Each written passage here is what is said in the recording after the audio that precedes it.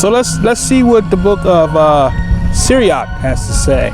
Sirach, this is Sirach chapter 43. Okay, I'm going to read at the top for those of you say, well, brother, you know, you started in the middle of the verse.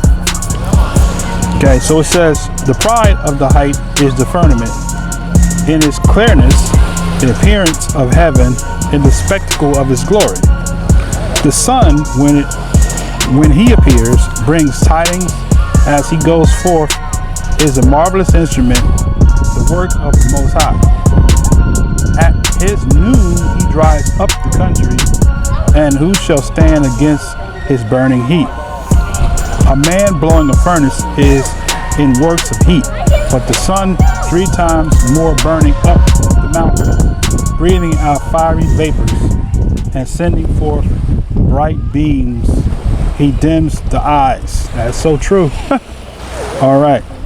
Verse 5. Great is Yah that made him, and at his word he hastens his course.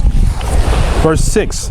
The moon also is in all things for her season. You see that? So it says the moon also is in all things for her season. Okay, watch this now. For a declaration of times and a sign of the world. So the moon is for a declaration of times, right? And he says, and for a sign to the world. Okay, so the moon has a purpose. So those that say we don't go by the moon has a purpose. Why is the moon in the sky? The Most High doesn't make, we can go back to Genesis chapter 1 where the Most High didn't make anything void. Everything he made has purpose, right? Even these mosquitoes that are biting me right now has a purpose. Whatever is biting, something biting me out here. But they have a purpose. Okay. All right. So he says, verse 7. This is Sirach 43 and 7. From the moon is the sign of the feast day. You see that? From the moon is the sign of the feast day. Let that sink in for a second. From the moon is the sign of the feast day, a light that wanes when she is come to the full. The month is called after her name, increasing wonderfully in her changing, and the instrument of the army of on high, shining forth in the firmament of the heavens. The beauty of heaven and the glory of the stars, an ornament giving light in the highest places of Yah. At the word of Yah, they will stand in due order, and they will not faint in their watches. So even the stars, like we just said, the stars have watches, right? They all work hand in hand, the sun, the moon, and the stars, right? By his commandment, he makes the snow to fall a space and sends swiftly the lightnings of his judgment. By reason thereof, that goes that when we was coming up as kids, we said that the Most High was the one that was sending the lightning. It says it right here. The mighty power, he makes strong the clouds, and hailstones are broken small. And at his appearing, the mountains will be shaken. And at his will, the south will blow. The voice of his thunders makes the earth to travail.